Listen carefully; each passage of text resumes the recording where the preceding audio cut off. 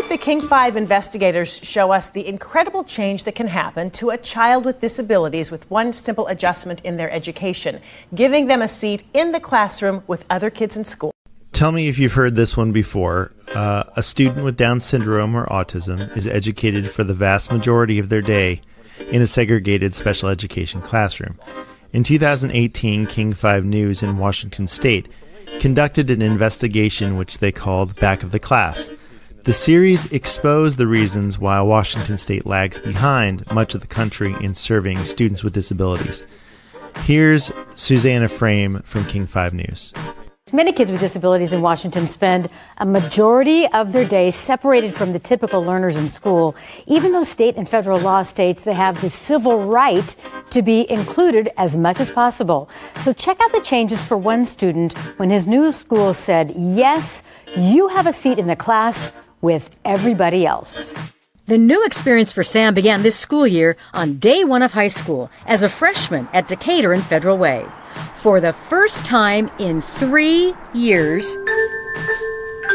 school administrators allowed him to learn alongside his non-disabled peers, like in this music class. He also took general education pottery and a leadership class. And garden. Garden? Did you make that? Yeah. Where fellow students helped Sam with projects like this one, then signed their names and words of encouragement. Big hug. There we go.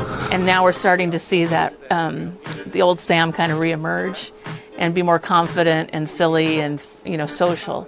And so it's such a blessing to see that again, because by the third year of middle school, we were feeling pretty despondent about things. For 3 years at Taft-Sahalee Middle School, Sam spent every day, all day, in a segregated classroom. Even at lunch, he sat separately. None of the other kids even knew his name. It breaks my heart that there are kids in his school who may not understand, that don't understand what Down syndrome is, that may be afraid of it. Last year, Sam's mom, Sandy, described those isolating middle school years where the family watched him become withdrawn, not wanting to go to school, and not making much academic progress. And I think it's just wrong on so many levels, and not just for Sam, but for, the other kids in the school. It's an opportunity lost. We can't get these 3 years back. Like Sam, thousands of children in Washington State are shut out of regular classrooms.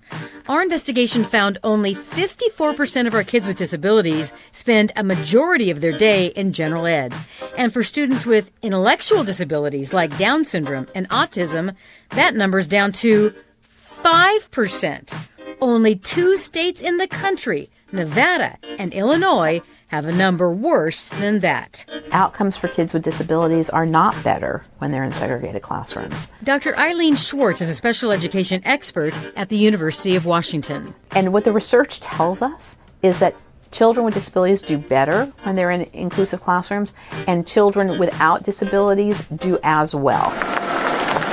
School records show Sam did do better. All right. With noticeable improvements in math, reading, and social skills. What we're seeing now in just the first year of high school shows so much promise, and I think, it can only go up from here. This video taken in middle school last year shows just how much Sam was left out, attending his first ever school dance. While Sam was surrounded by kids, he was actually alone. No one spoke to him. No one came and said, "Hi, Sam." No one danced with him. No one took a selfie with him. He was aware. He was aware that there were no kids around him. Compare that to this year's high school band concert, where Sam, alongside general education musicians, opens up the show. Listen to what happens at the end of the song. It's the sound of inclusion, of kids knowing a fellow student who happens to have a disability.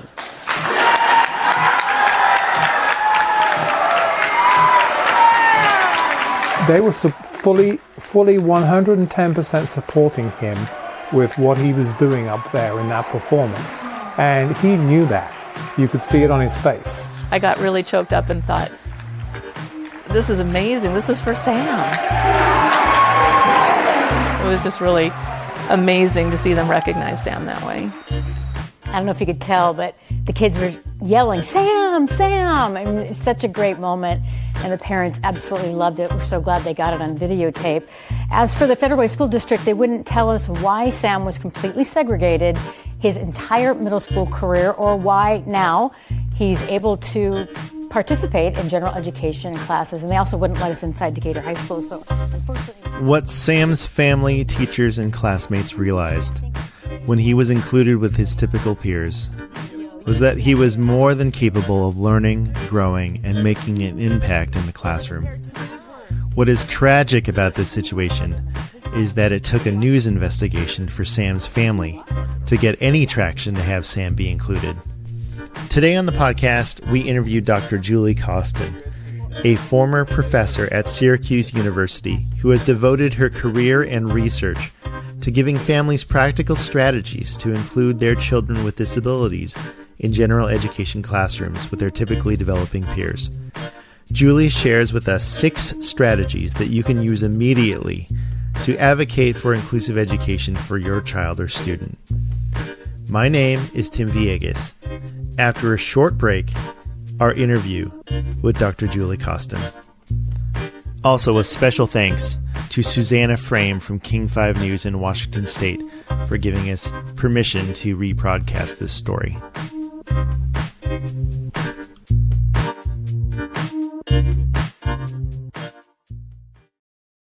Hi, this is Julie Causton, and you are listening to Think Inclusive Podcast.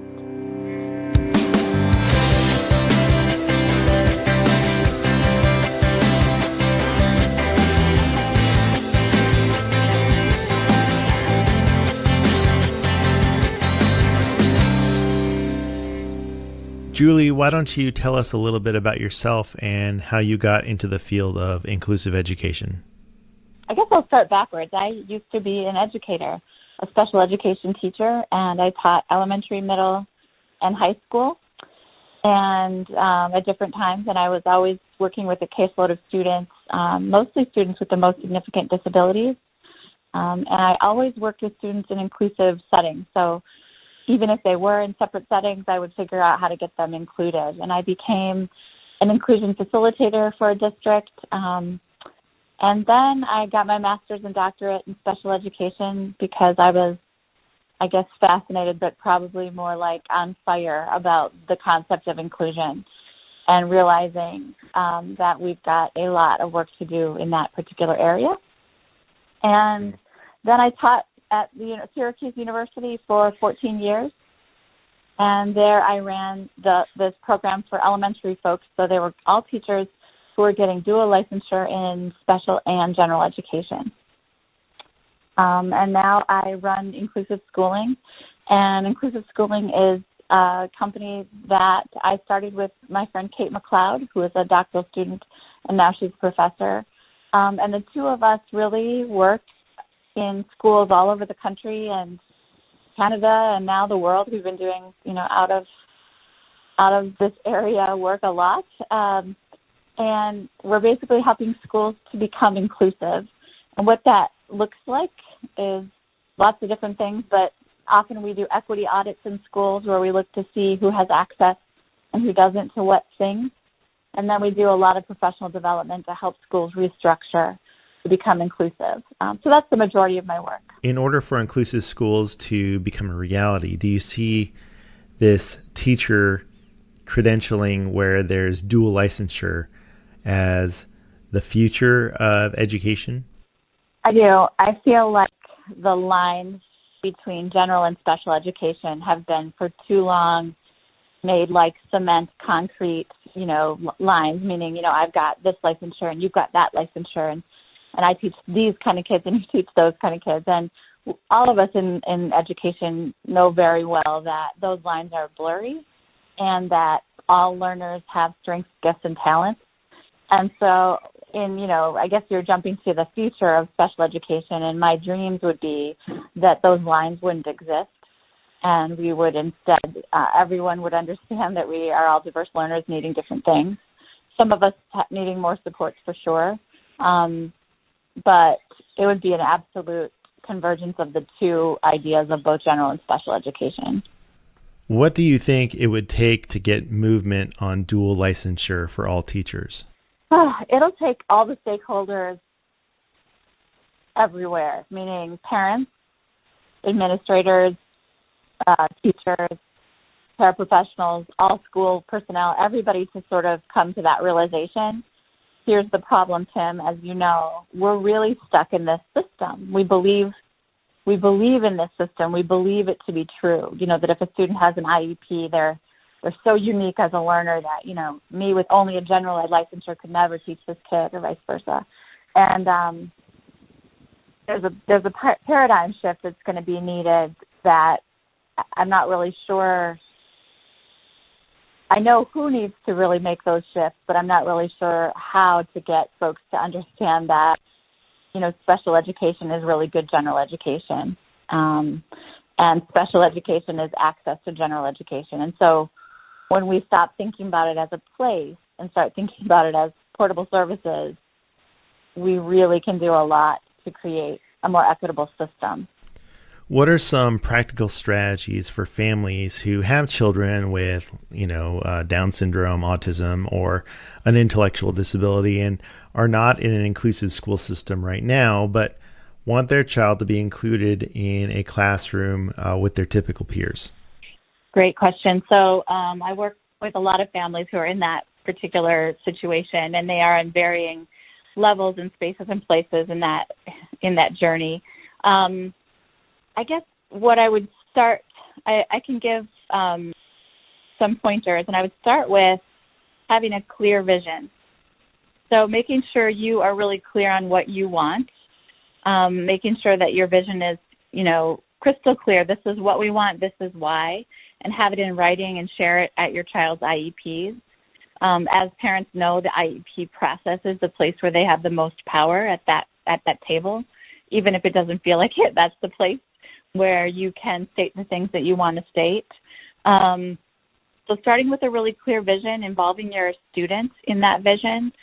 So I work with lots of families who put together a little video or put together a little handout to say, these are my dreams. So whether, I'm just thinking of a student I was recently working with Down syndrome who really wants to attend college.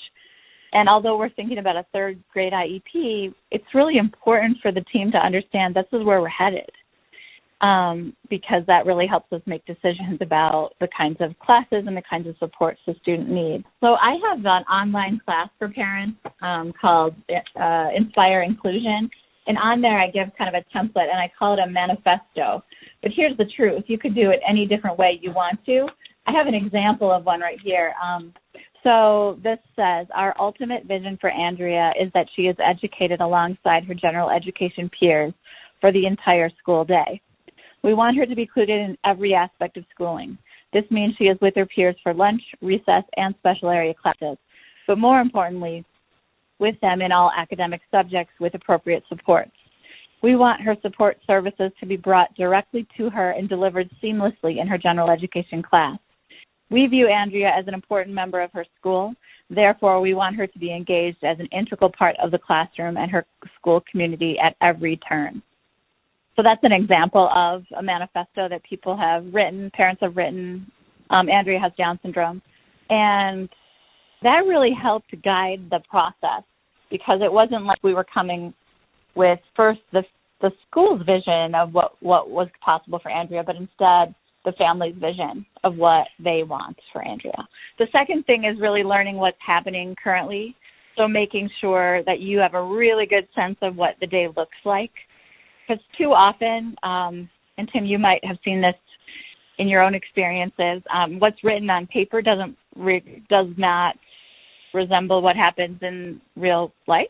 And so I think it's really important to learn exactly what's happening with your child's placement now. The third big idea is to work with the team. And so this is really, really interesting, because I work with families that have varying connections to their team. And sometimes I would say they're almost not speaking, and then other times they're really closely connected and working together kind of flawlessly. And my goal for families is that they stay as collaborative as possible for as long as possible, so that they can get their students kind of what they need. And I also give that same advice to educators and professionals. Fantastic. What would be your next big idea? So after that, I would move on to knowing the law. So getting really clear with what are your legal rights. And the things that I would bulk up on are things like understanding what least restrictive environment means and states. Also understanding what the Ronker portability test is. And the Ronker portability test is a test that suggests that if a service is portable, it should be brought to the student instead of bringing the student to the service. And so that's a really important piece, is knowing that piece of the law, the Ronker portability test. And then knowing all the case law around inclusive education.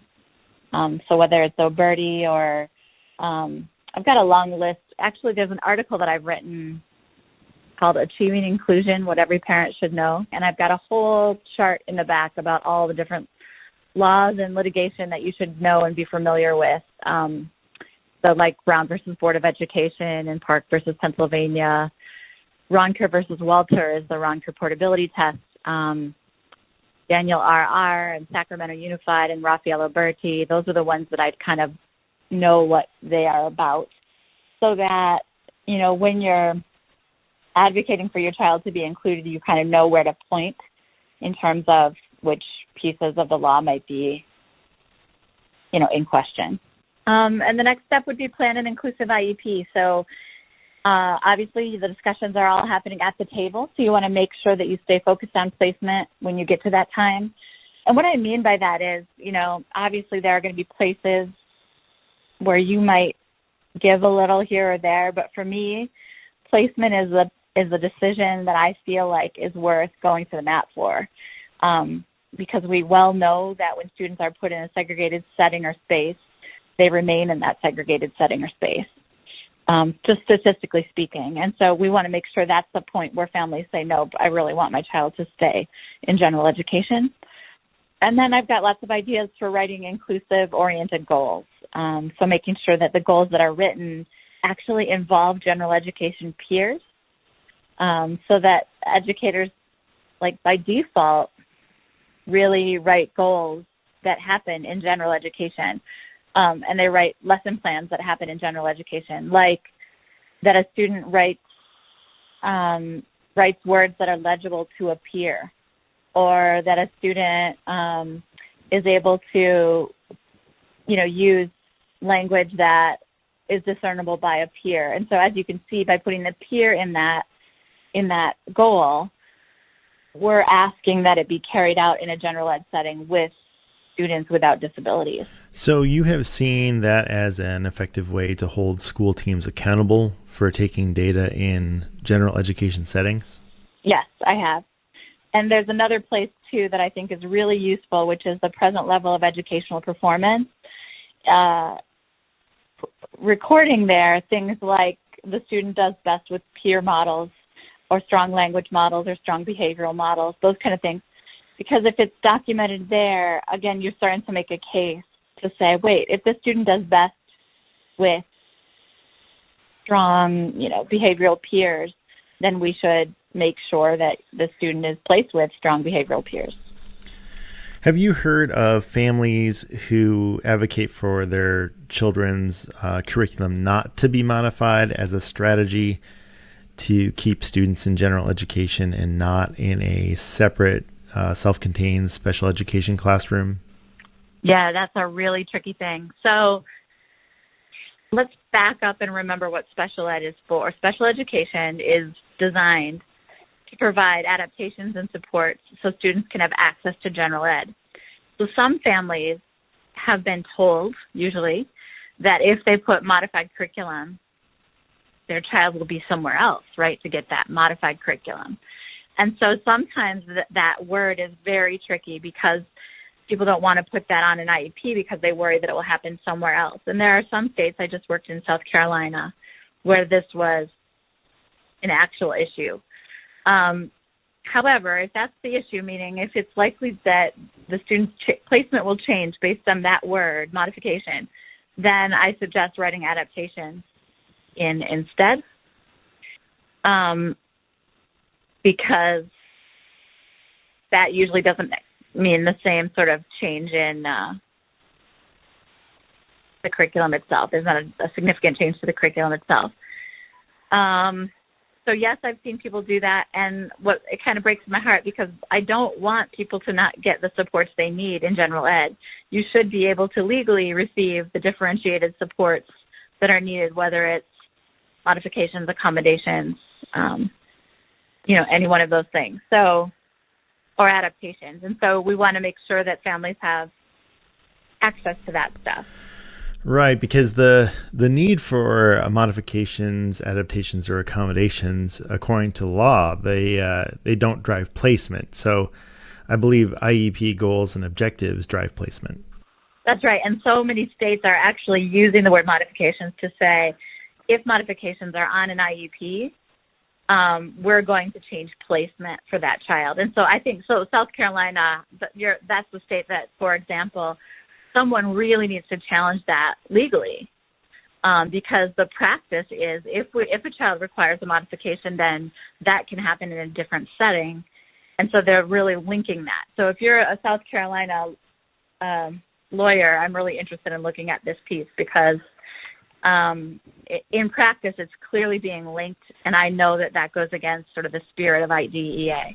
Julie, do you have any other strategies for parents who are advocating for their children to be included in general education? Yeah, my sixth and last strategy that I have is really celebrate successes with the team. And so don't forget that being an educator, and Tim, you could speak to this, can feel like you're under scrutiny and public and private scrutiny, and it can be an exhausting job, and educators are doing their very best, 99.9% of the time. And so don't forget to celebrate with your team. Every time something really goes well, just go ahead and jot a note down and say, hey, thank you for that. Gosh, I appreciate this communication notebook, or I notice and appreciate this, or boy, I love that modified science work, or whatever, because as parents, we're also exhausted. And we forget to say those positive things, and instead too often are just talking about what's not working, what's not happening for my child, et cetera. So celebrate those successes would be my last big idea for families. Those are fantastic suggestions. Thank you, Julie. What do you think is the most significant barrier to inclusion for students with disabilities? I think there are many, but I would say a huge barrier is just to think about how hard change is in school and the fear of change. So literally what I'm talking about is a pretty big paradigm shift, moving away from this idea that, kids with disabilities are so different and need a separate place, to humans are humans and all students need support in all kinds of ways. And so that paradigm shift is a change. And if you even think back to like when we went to school, schools don't look that different. Schools are averse to change.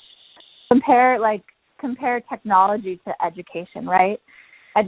Technology changes at lightning speed, and yet you still walk into a classroom and it looks very familiar to most of us from 40 years ago, where there's a teacher at the front, everybody's at desks, right? Like it's not different. And so I think our biggest barrier to inclusion is how schooling struggles to change for a variety of reasons.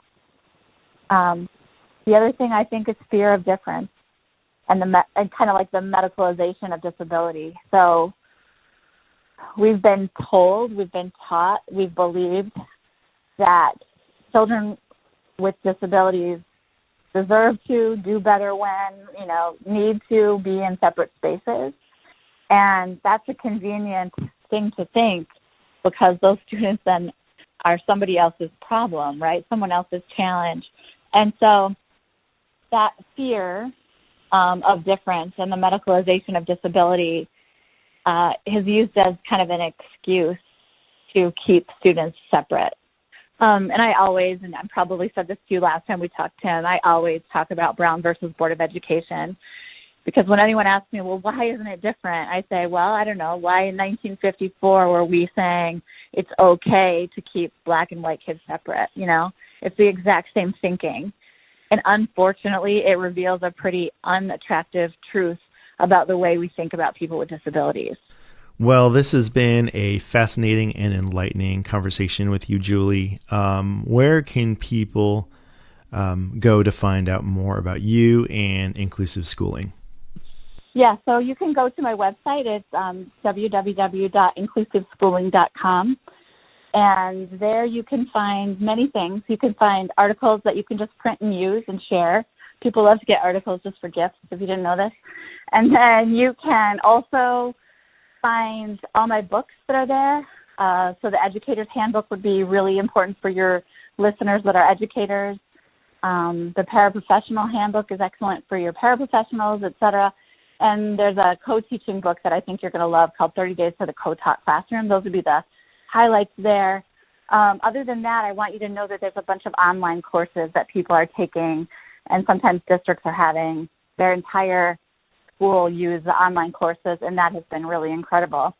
And the last thing is, if you want me to come to your school or district, you can just contact me on the website and we can talk. Awesome. Thank you so much for sharing your time and your knowledge with us on the Think Inclusive podcast. Yeah, no problem, Tim. Talk to you soon. If you would like to hear the entire unedited recording of my interview with Dr. Julie Causton, consider becoming a Patreon subscriber at patreon.com/thinkinclusivepodcast. Follow the Think Inclusive podcast on the web at thinkinclusive.us. Tell us what you thought of the podcast via Twitter at inclusive_pod, on Facebook or Instagram.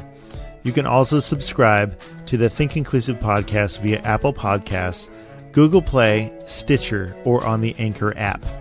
We love to know that you are listening. Also, a reminder that you can support the Think Inclusive podcast via Patreon or Anchor.fm with a monthly contribution so that we can continue to bring in-depth interviews with thought leaders in inclusive education and community advocacy. On that note, thank you to Patreons Donna L., Kathleen T., and Veronica E. for their continued support of the podcast. Also, a special shout out to my producer and love of my life, Brianna. Happy birthday, darling. You are truly magical. Thanks to my boys, you know who you are, for your feedback and suggestions. It's always greatly appreciated. Next time on the Think Inclusive podcast. I don't want autistic people to be siloed from the rest of the world. I don't want them to be isolated. But to me, that means the way forward is not creating increasingly insular communities and sidelining people on the spectrum or any intersection of identity, but instead all of us working together to create a society where we're better at understanding and dealing with all the different ways people happen and people are. Thanks for your time and attention. See you next time.